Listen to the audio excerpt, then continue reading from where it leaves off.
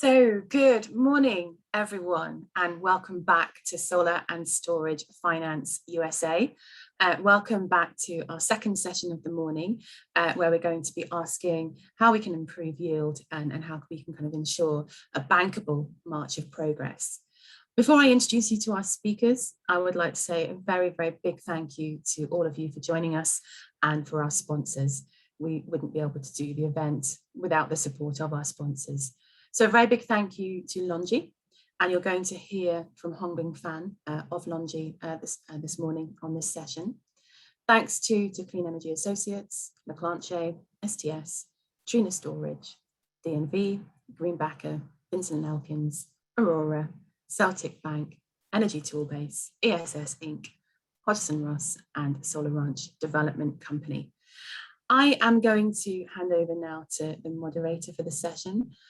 So we're joined by Kim Primarino, who joins us from Estuary Capital Partners. She is going to guide the session. Kim, the floor is now yours, and I will be here in the background if you need me for anything. Thanks, Joe. Good morning, folks. Thanks for joining us this morning. I know it's early for you West Coasters, but that's much appreciated. Let's start with intros. I'm just going to move through how everyone looks on my screen. So Sarah, if you don't mind starting with an intro. Sure. My name is Sarah Kayol. I'm head of PV Integrated Solutions at Lightsource BP. I manage anything that would connect to our PV farms. So it could be battery storage, could be green hydrogen. And I've been at Lightsource BP for the past year almost, and about 15 years in renewable industry. Thank you. Nice. Thanks for joining. Anat, why don't you tell us a little bit about yourself? Hello, my name is Anat Razon. I'm the head of department for solar independent engineering and technology at DNV. I've been here for about 10 years. My background is electrical engineering, and I have a master's in solar energy, and I'm based out of the Bay Area in California. Nice.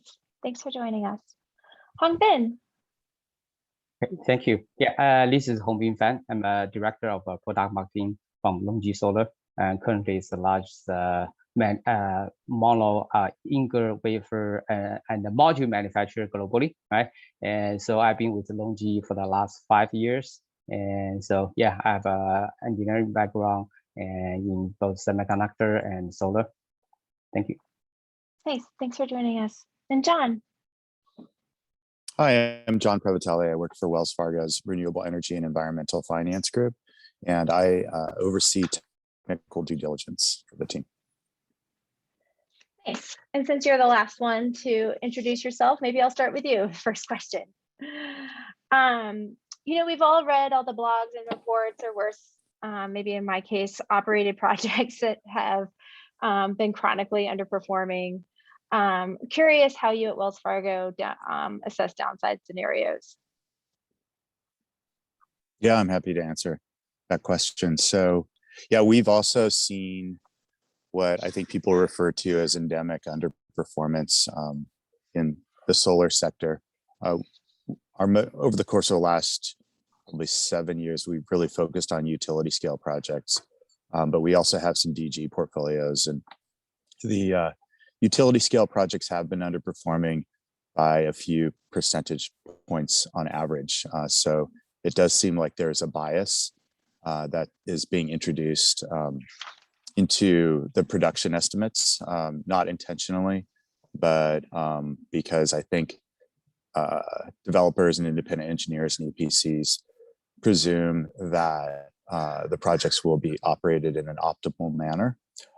There's also some, I would say, over forecasting with weather data from time to time due to selecting weather files that provide the highest energy production. And what we've done, what we started about 3 years ago doing, was performing what we call parallel production estimates, where we perform our own in-house energy production estimate, and then we compare it to the independent engineers or the developers' production estimate. And we do that for both the P50, so the average that we use for the pro forma, but then also the downsides, so the P99s, P95s. And what we found was that our P50s are usually coming in pretty close to what you would expect. And within, so, unless we have a delta of more than about 2%, we'll accept the IEs or the developers P50. But the downsides are where we're seeing the real difference. And so our downside scenarios, like our P95s, P99s, are typically in the low 80% range compared to P50, as opposed to a lot of independent engineers that are in the upper 80s or even in the low 90% ranges. And we use our own downside scenarios, our own P95s, our own P99s, to model the downside. And that has served us well. It doesn't actually result in much of a change it results in no change to the pricing amount, and sometimes a minor change to cash distributions. And so it's typically accepted by project sponsors without any sort of pushback. And also to be a little bit more specific, our limits, basically investment limits associated with downside scenarios, are that a partnership flip has to flip within a 10-year term, even though the target is typically 7 years, and that also our DRO, our debt restoration obligation, over the course of a 10-year investment period can't exceed 60% of our funding amount. And those limits can be modified slightly based on the deal, but that's typically what the limits are. So our P95s and P99s are typically coming in within those limits. But the good thing is that we have a more predictable expectation for our portfolio because we're using those parallel production estimates. Great, that's super interesting. Thanks for that. And Nat, from your perspective, I know you and your team have done a significant amount of work around expectations as they relate to P50, not just to the downside scenarios. Do you have additional thoughts on the subject? Of course. So I do think, from where we sit in the industry, we really view us as stewarding the industry at large, making sure that projects are performing as expected in a safe, reliable way. And a big part of that is holding ourselves accountable and holding the industry accountable and being very data driven. So what we have done for first in 2019 and then again this year is run a very in-depth energy assessment validation to confirm what are the gaps that we're seeing and what are some of the reasons that we're seeing these gaps. There are plenty of assets that are performing as expected, and I think each asset individually is underperforming or has a gap for different reasons. Some of them are, as John mentioned, weather selection or modeling assumptions. Other reasons can be how the system is operated and maintained. Is there any curtailment on these systems? So I think having a very holistic view, having realistic expectations, and then really looking at the data and holding ourselves accountable and the industry accountable is going to, in the long term, take us to where we need to be. Yeah, I was thinking about this a lot getting ready for this panel, and I had watched one of the DMV Minding the Gap with Zijin, and he was just like, we're using assumptions for the entire country that are based on flat land in California and Arizona and Nevada. And I was like, but wait, I still had projects that underperformed in all those areas from 10 years ago. What was the problem? And then I remembered, oh, we weren't operating them properly, or not we, but like they had not been operated properly. And so there's just a lot of little factors that really add up, over time. Yeah. Kim, ahead, could I jump in and just make a point based course. on what you just said? Yeah, I think you're absolutely right there. I mean, the way you said it, a lot of little factors. And one thing that we've done in our parallel production estimate is we've included more factors of uncertainty than what is typically included in an IE's downside. So for instance, instead of doing a haircut of just 1% availability, we have a probability distribution that takes into account things like inverter downtime. We also include, degradation as an uncertainty in the and soiling. So there are these additional factors that really should be taken into account, and I think companies like DNV and other IEs are doing that. Some of the leading IEs, but traditionally we've only taken into account just a few sources of uncertainty, and I think that is the reason we're seeing these high P99s and P95s in relative to P50s. Thanks for that, John. So the next question is, I want to get a couple different perspectives from the panel. So I am going to ask the same question to a couple different people, just because I think it has a different answer depending on where you're coming from.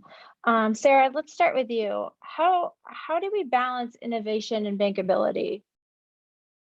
Great question, and I think it goes back to what we were just discussing. So a lot of these operating assets have been operating maybe for the past 10 years, but as we know, we have a lot of emerging technologies and new technologies in solar. So it's to have that feedback loop to take a look at our tools, our production estimates based on the operational assets and performance, and make improving and adjustments to that, because as we see, there are a lot of changes as we go on daily basis. And the other thing is, when we are looking at innovation, usually most of the companies now have an R&D side, a pilot project, and that's where they can gather all the performance data and operational data, and then mainly sharing that within the industry. So we are kind of past that black box that we're gonna save all these ideas to ourselves. I think it would really benefit us all sharing that data. I know, for example, Kevin Christine, our company, just had an article about hail mitigation. So how we can, a whole industry is gonna be able to, take advantage of that. And that goes to all the emerging technologies, battery storage, green hydrogen, and everything that we are finding out. Thanks, Sarah. Hongbin, what are your thoughts on it? Okay, yeah, from the module perspective, actually, there are a lot of innovations, happening in the last few years that help the industry to drive down the BOS costs and improve the LCOE. Actually, many of these technologies actually are working towards like a better, reliability, better bankability. For example, like a multi to mono shift, right? The material getting stronger and less chance for cracking. And also you have these bifacial modules, mostly, constructed with a double glass structure, right? Which has, very extensive, extended reliability testing done by IETC and PVEL that demonstrate that by double glass structure simply perform much better than the monofacial, the glass backsheet in terms of DH, TC, and HF testing, right? So I think in general that many of these innovations are helping on the bankability, helping on the reliability. On the other hand, I think, as Sarah mentioned, the industry has established some learnings, in the previous, in the history, and then, for example, accelerated testing and also like a factory audit, those activities and help, build up a confidence on the new technology. At the LONGi, we going through a comprehensive approach, starting from module design, from material selections, and in those phases, we study, all those materials selected. They're going to go through extended reliability testing before get implemented onto the product. And then during the production, right, you will have a comprehensive production quality management system, as well as the ongoing reliability testing for the outgoing materials. And we don't stop there. Actually, what Sarah mentioned, that the field validation is very important, right? So for all the new technologies, especially for bifacial, that we have engaged with many third-party labs and also as well as our partners to establish the field performance on those new technology. I think the industry has come a long way, and then this has been there well-established protocols that everyone can follow and to evaluate and assess the new technology. Yeah, lab testing is great, but everything changes in the field, Hongbin. Everything. Yeah. That's why we need to I'm excited about field. bifacial panels just because I've had so many backsheet failures in my career that I just need something different. So I'm very hopeful. I guess talk to me again in 10 years. Anat, I was just curious about your perspective from, because you guys kind of see the broad breadth of all different angles. Yeah, and I do think, bifacials are a great example of even small things that need to change. Let's say in the case of bifacials, we had to come up with new capacity tests for incorporating bifacials in. I do think it's part of what's been really exciting about being in the solar industry, that it's very dynamic and we're learning a lot and we're improving, and having this innovation is part of what's going to allow us to make an impact on climate change. And I'd say another really good example is what we've been seeing with people come here to shade. Okay. Sorry about that. It's okay. We're all familiar with work from home. Yeah. So I think it's recognizing what is the difference between evolution and what is actually revolutionary and what are the things that are changing. So let's say we're seeing where systems are being installed in more uneven terrain and new tracking algorithms. How are we incorporating that into our models and then really holding ourselves accountable, incorporating that into our energy assessment validation and seeing, are these systems really performing as we expect? But like I said, I think this is really what is so exciting about being part of this industry. Totally agree. John, what are you all's requirements for acceptance testing? Yeah, so we have, we require a typical ASTM capacity test, an availability test, and those are over at least 5-day test periods. Okay.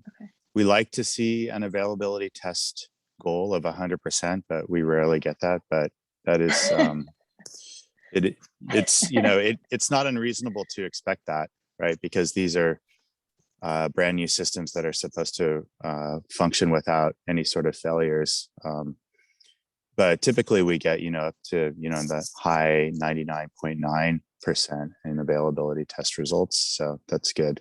The availability test is particularly important because, you can monitor the function of the equipment over that 5-day period. So if there's an inverter that goes offline, or if it's a problem with a transformer or whatnot, it'll show up.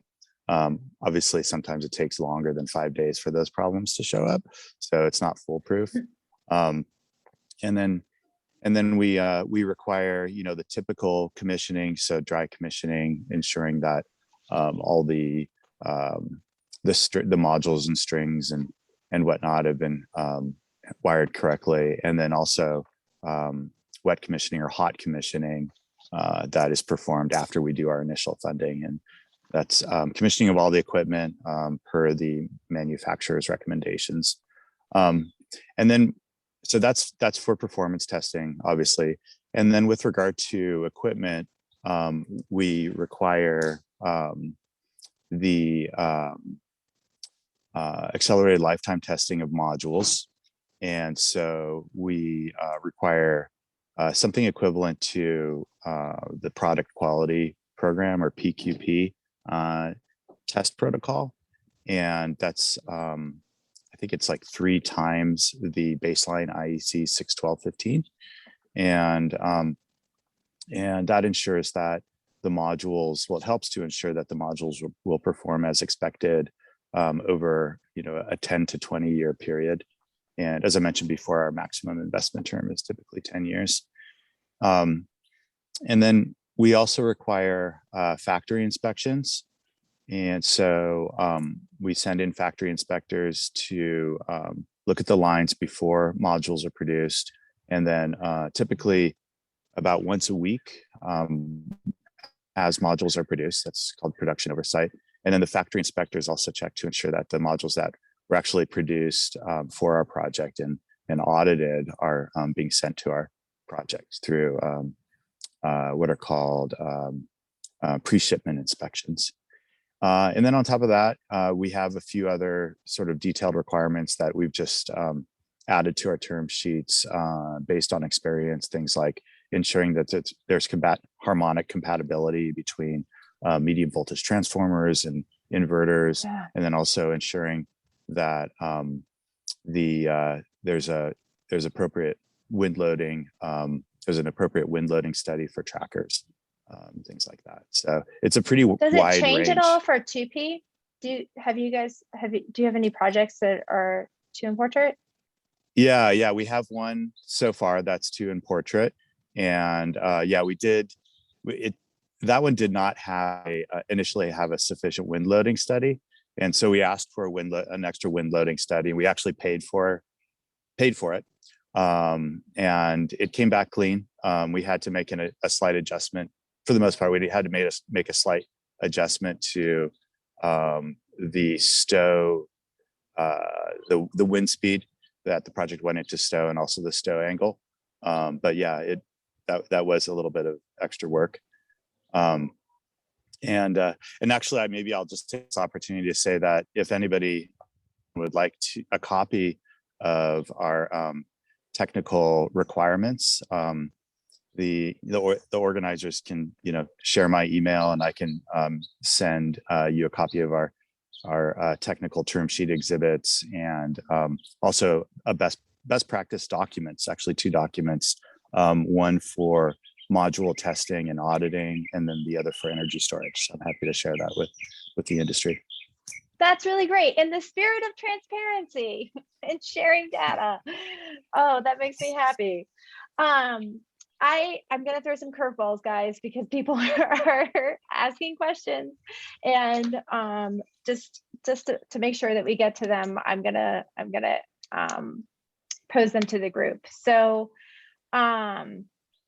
this one: do you prefer solar projects that have installed measurement equipment on their sites and gathered 1 or 2 years of data to support their production estimates?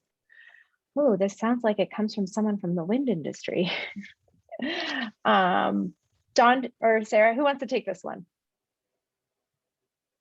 Don't all jump at once. Yeah, I'm happy to take it quickly. So Okay. yeah, that's great. So what he or she is talking about is measure, correlate, predict. And that's, this concept of setting up a MET station on the site to calibrate satellite weather data. And we see that a lot now. And the things to bear in mind are the quality of the MET station. So there's a company that is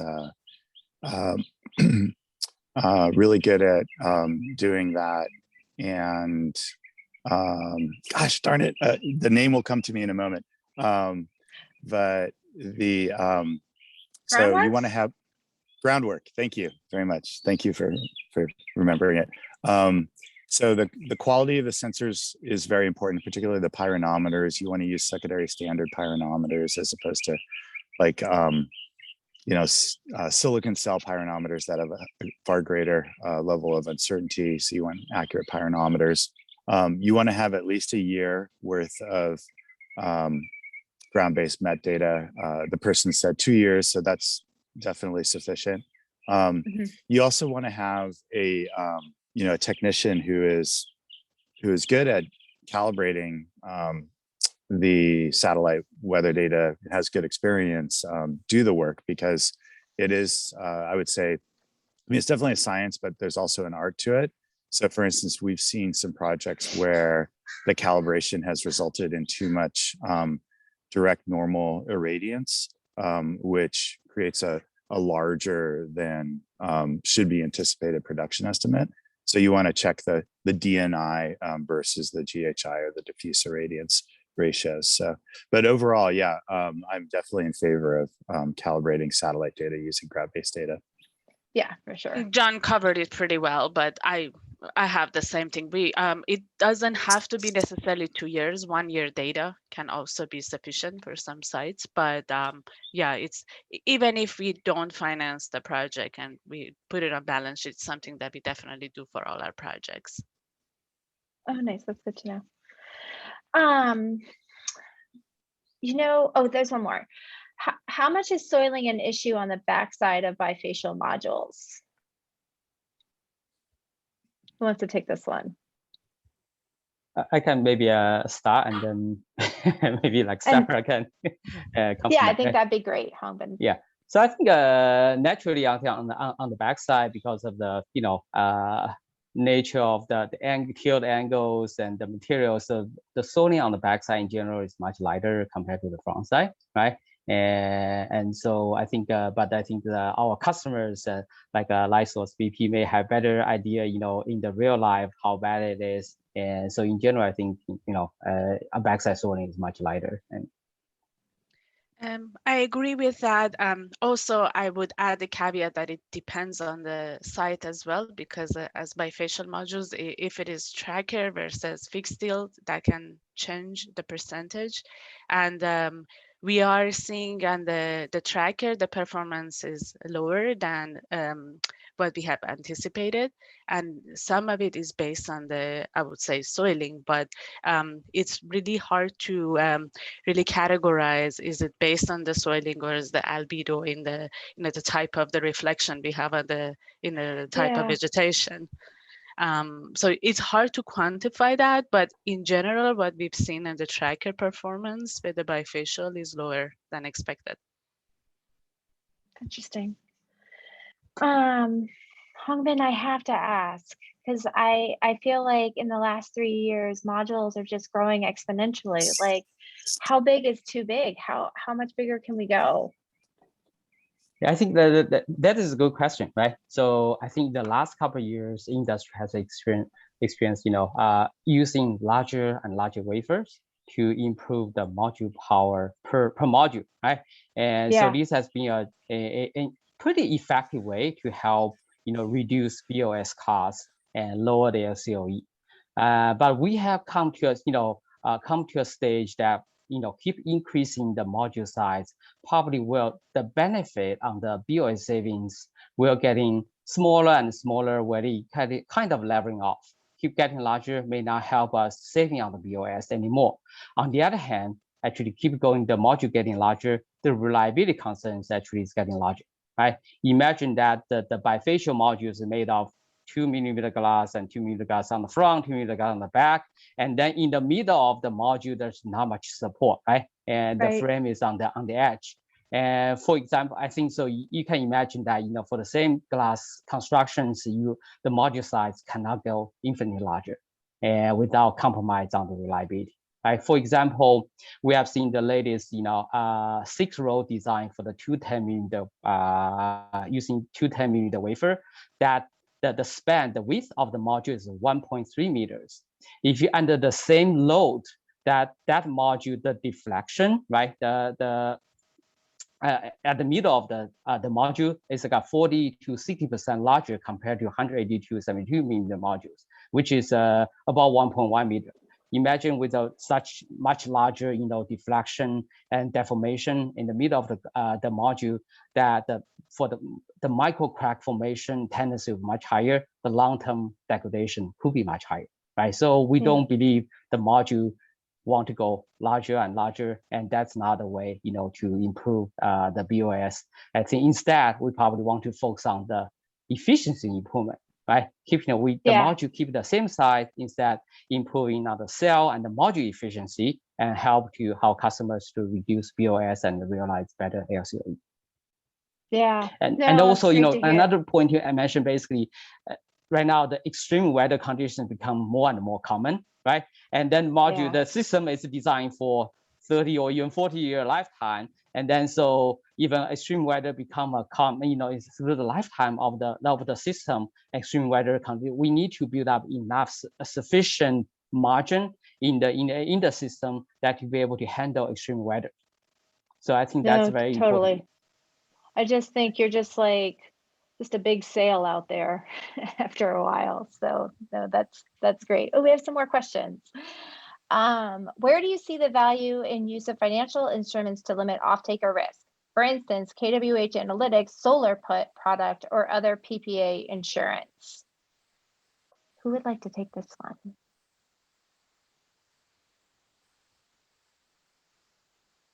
Yeah, I can take that one.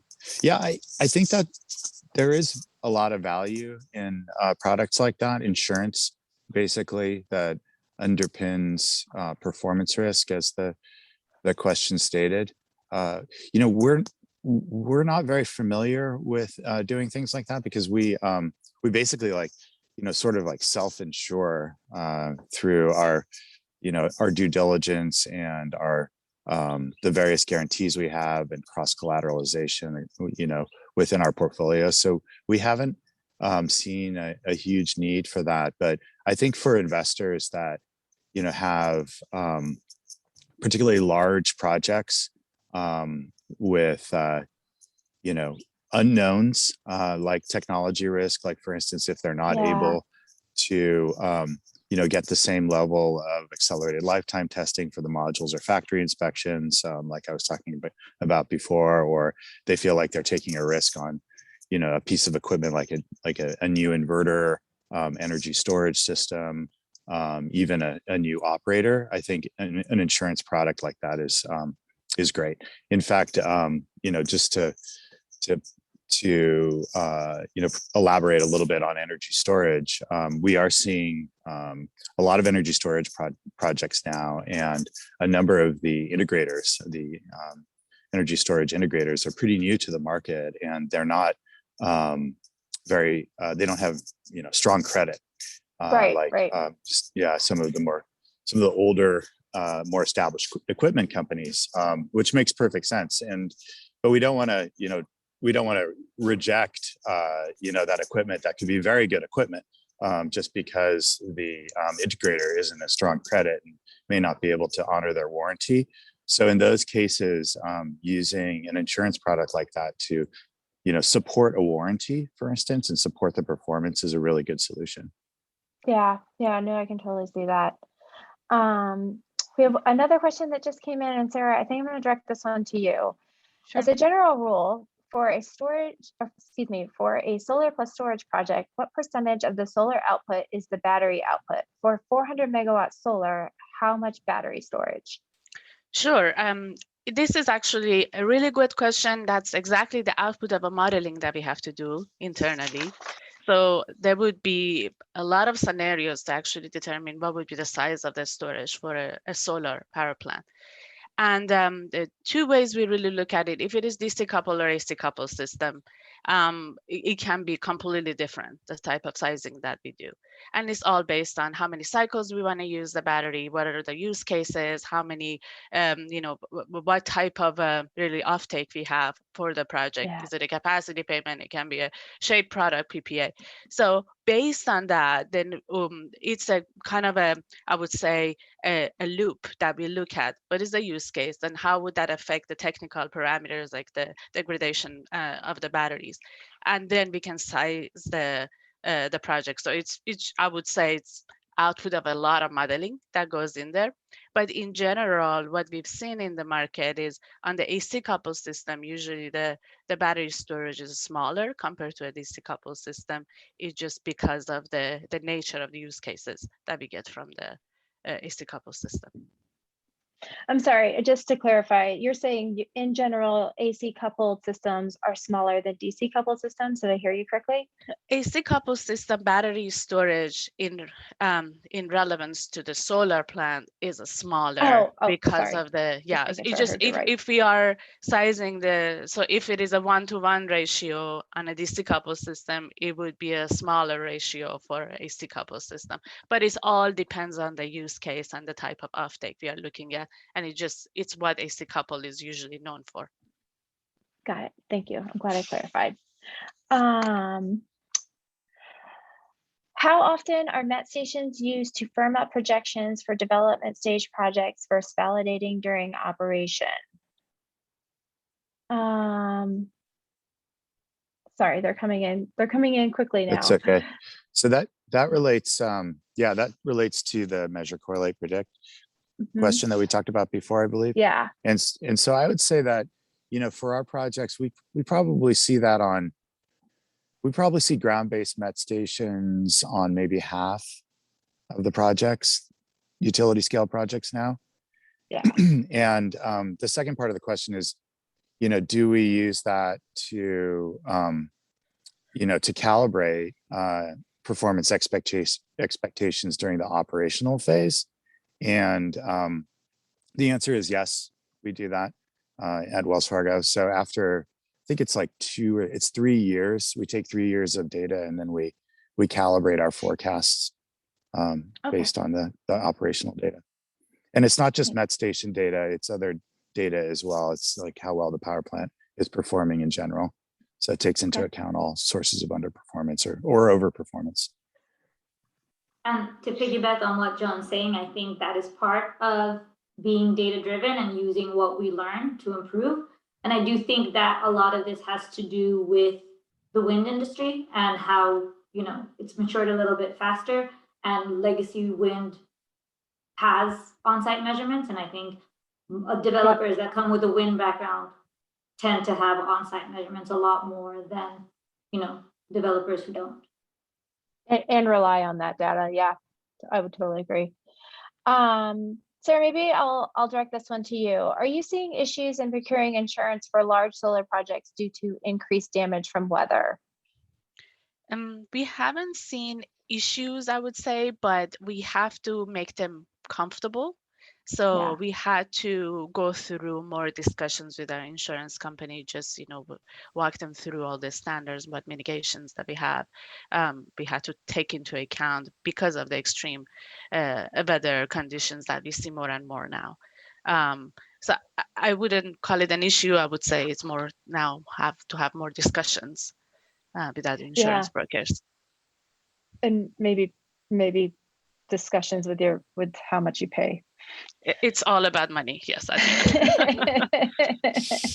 Hongmin, I want to loop back around to what we were talking about earlier. Now that we've gotten through some of the questions, because one of the things that I'm really curious about is, you know, obviously we can't drive size forever, so we need to really focus on efficiency. And I'm just curious as to what your thoughts are on how we can drive efficiencies. Yeah, in terms of efficiency improvement, probably you can come from both, you know, traditional cell level efficiency improvement, and also there are also approaches from the module level, right? Maybe we can start from the module level. There are the multi-bus bus. There are also, we call that, there's a smart soldering technology that LONGi introduced last year when we introduced HYMO-5, basically with a triangular shaped ribbon on the front side and then a flat ribbon at the band, and also to enable a close pack of, you know, solar cells between, you know, the gap, can minimize the gap between the solar cell to like a 0.5 to 0.6 millimeters, which includes improve the efficiency, improve basically the packing density, and then improve the module efficiency, right? On the traditional cell side, you have all the, you know, currently I think PERC still, in the next few years, PERC will still be the main workhorse, right, for the industry. And including both monofacial and bifacial, it still has in the production efficiencies about 23.2% on the cell, still have some runway to improve further, right? And beyond that, people are actively working on N-type technologies, either TOPCon, heterojunction. And so these, I think, traditionally N-type technology offers better efficiency, high efficiency, and better LID, and better low light performance, and better temperature coefficient, as well as, you know, better bifaciality, right? All of these can help improve the energy yield, help drive down the LCOE. But, you know, historically, I think N-type technology has been more expensive compared to PERC, much more expensive, which is does not, you know, make economic sense for the customer. But with the active investment in the industry for the last few years, right now we have come to a stage that for some certain locations, certain projects, certain conditions, some N-type technology may make economic sense at the LCOE level, right? The module still be more expensive to make, but the LCOE level could be, cost competitive, right? In some cases. So that's why in the next couple of years, you will see more and more N-type capacity will come up, right? And the industry will go through the learning curve and then get gradually adopting the N-type technology, help improve the efficiency and also the energy yield. That's even bigger part of the equation. Yeah, so we'll see that. And then LONGi already introduced the N-type, modules during the snack. So the whole industry will see probably in the next couple of years, we'll see more capacity coming up and we'll learn together with our customers. Yeah, that's music to my ears, Hongbin.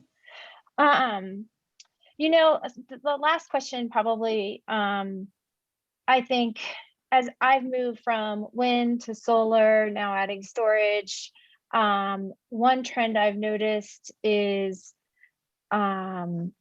transparency isn't a given at the beginning, at the infancy of a technology's life cycle.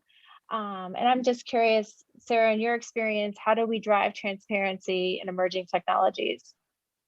I think as we discussed in the beginning of the panel, how to make sure we are more informed and using the same tools. For example, I remember DNV had published a scorecard for battery storage last year, which I found very helpful. And it's something that, to be able to ask for the right information from our vendors.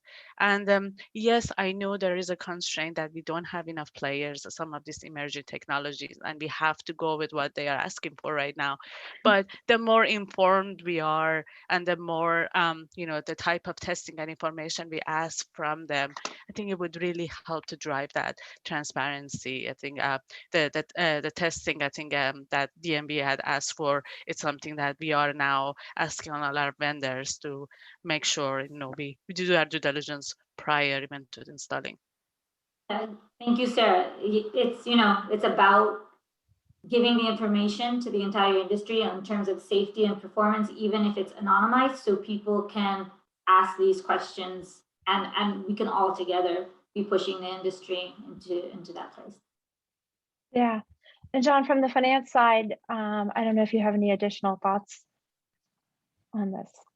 Oh, I think I totally agree with Sarah. So we ask for, just taking energy storage as an example, we ask for data to corroborate both the P50 and the downside expectations of the energy storage system that is produced by third-party test labs like DNV's NY Best energy storage test lab, which has been around for, I think, at least 5 to 10 years, if not longer.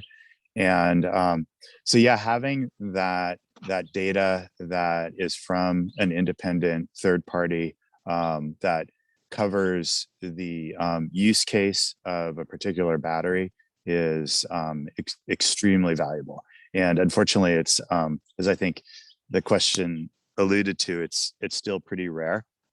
We will get data from energy storage system providers that may not match the use case, and then is also not from an independent party. So yeah, it's definitely beneficial to get third-party test data and operational data, but that takes longer. But if you can get operational data from like a pilot project, as I think was talked about before, that is also extremely valuable. And in fact, we've seen a lot of that for bifacial that we've used to validate production estimates. So yeah, test lab data, field data, either from actual commercialized systems or pilot projects is great. Great. Thanks so much. Well, this has been really, really lovely to chat with you all. I appreciate the opportunity. Joe, I think I'll turn it back over to you. That was super. Thank you very much to all our panelists on that session. That went super quickly, and I can see all the questions you had in the chat meant that delegates found it really useful. I would remind delegates that we have an events platform running throughout the duration of the event. And if you do want to make contact with any of our speakers and continue the conversation, then that's a really good place to go. On the platform, you can connect with other attendees, you can have one-to-one meetings on camera, you can call each other, and obviously you can see all of our wonderful sponsors, including LONGi and DNV. So I would like to draw this session to a close. Our next session is going to be a presentation from Clean Energy Associates. So we're going to look at solar and battery storage supply chains. So we're going to kind of draw some of the content we've had this morning together and kind of look at some of the macros which are hitting the industry. And then the second presentation after that will be from our own Finlay Colville, zooming in from Scotland, and he will be doing an update on the PV Tech module bankability report. So stay tuned, and I will see you very quickly on the other side. Thank you very much, everyone. Thank you.